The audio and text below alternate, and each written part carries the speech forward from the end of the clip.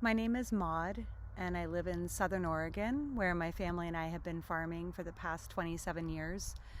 We bought a property in 1998, and we started a farm there. We had this intention of setting our roots down. We felt like part of the problem with the culture is that people are so hypermobile that it's kind of easy to wreck your own backyard if you know that you can move. So we were determined to pick a place on the earth and make it our own and grow food for the community. So we spent the next 25 years building the topsoil on the property and planting perennials, trees and berries and hedgerows. We used permaculture principles to harvest as much water off the landscape as possible. And we built a very strong community there. We ran a community-supported agriculture program, so got up to feeding about 200 families a week for the main growing season.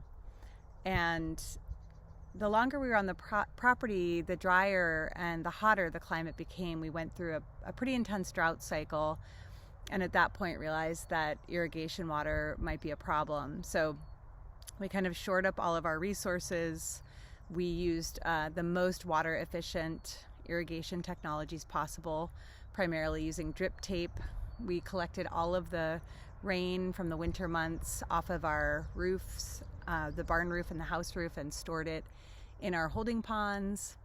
And we began to grow crops that were more and more drought tolerant. And in the meantime, I started working at Oregon State University in the small farms program at our local extension office. And so I was kind of kept abreast of the most climate resilient farming techniques, and we were applying those all at home and doing our best to stay in business. And in 2017, the creek on our property dried up. So we took even greater measures to be drought tolerant. We started only growing seed crops, where you can cut off the irrigation water usually in August. And then in 2021, the Pacific Northwest experienced this heat dome where hot air was trapped in the atmosphere for about 3 weeks on end. And the temperatures got up to over 115, close to 120, which was unprecedented. And I just remember looking at the weather forecast, and it was just days and days of this bright sun and these exceptionally high temperatures. And it was at that point that we really went into triage mode as farmers, looking at which were the crops that we could sacrifice that were the least important economically to our farm business. We were pumping water from a lower pond to an upper pond, which we could then gravity feed. And we were actually purchasing water from town. The water truck would come out and fill our pond by just a couple of inches. It was a really desperate time for us, a lot of anxiety and dread, and just this feeling of we've just hit this reckoning point. At the same time, we were losing a lot of trees in our forest, some really beloved old trees that meant a lot to our kids as they were growing up. And sometime in the middle of that heat dome, my husband and I kind of had a heart-to-heart, and he said, I don't think we can stay here and keep farming. It was a terrible gut punch because we'd been there for 23 years at that point, and we had put everything into that property. It was, our home and meant everything to us. It was very stressful on our relationship. We were not sleeping or eating or not eating much or sleeping much. And it was hard to figure out a path forward. And that is when I got really interested in climate grief work and went through Joanna Macy's, the work that reconnects, went through a program, and then became a facilitator for that work. I would definitely consider it to be a disenfranchised grief. Our neighbors were really, really sympathetic. They wanted us to stay in the community. They offered us land leases, which we eventually took one of them up on. But they also were really saddened by our decision, and some were angry and said, well, you could still stay and not farm, or just farm dry land crops, which we were not interested in. And there was just no real way for people to just understand the depth of our loss. And so at that point, we decided, I had a friend who was also doing climate grief work, and she offered to host a climate grief circle, at one of these trees. It was an ancient incense cedar tree. So we had a group of about 20 or 25 of our close friends who'd spent a lot of time on our farm. Some had worked or interned on our farm. Others had raised kids with me, so we were on the property all the time with our babies and toddlers. And we got together and we did a ritual, and everyone talked about memories from the farm, and what the property meant to them and what their emotions were. And that was a really wonderful way of bringing it out of that disenfranchised type of grief into something that was validated by the community, and where we could witness each other and hold space for that type of emotion.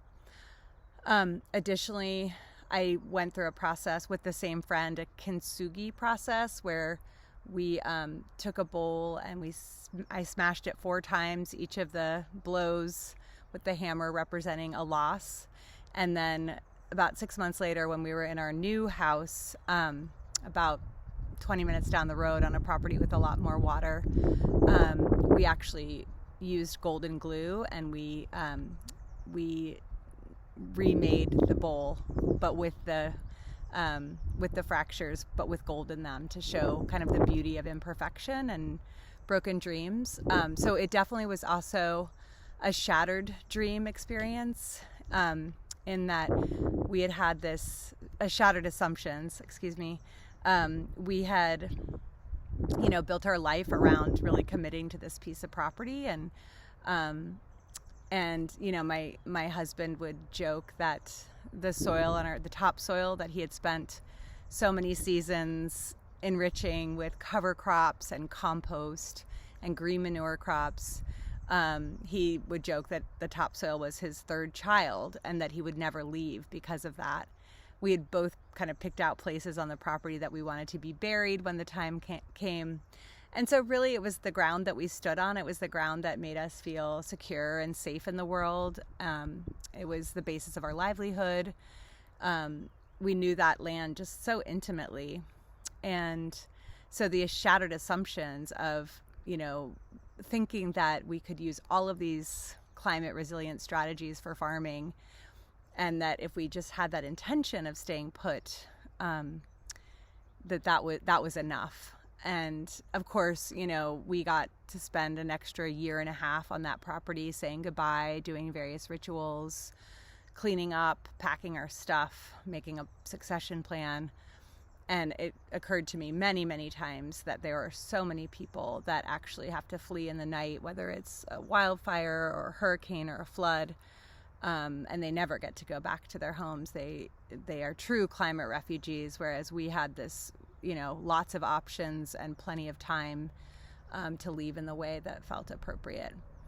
So because of that experience, I have started to do this work with other farmers and ranchers in the Pacific Northwest, and have really seen such a positive response. So often people will come to the trainings and workshops that I lead, and they will never have heard of the terms climate grief or solastalgia. And when I speak those names and define them, there's just this look of recognition, this look of validation for them.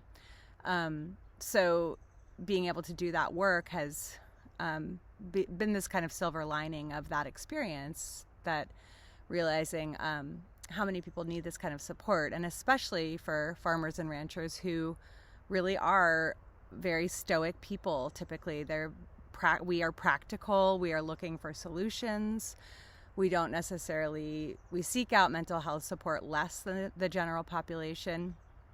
And yet there is that recognition of the need to talk about feelings, these climate-related feelings, and then also to actively and intentionally develop states of resilience. So seeking out those opportunities for connection, joy, and agency that are going to continue to be so important for us to do all of the work that's ahead of us.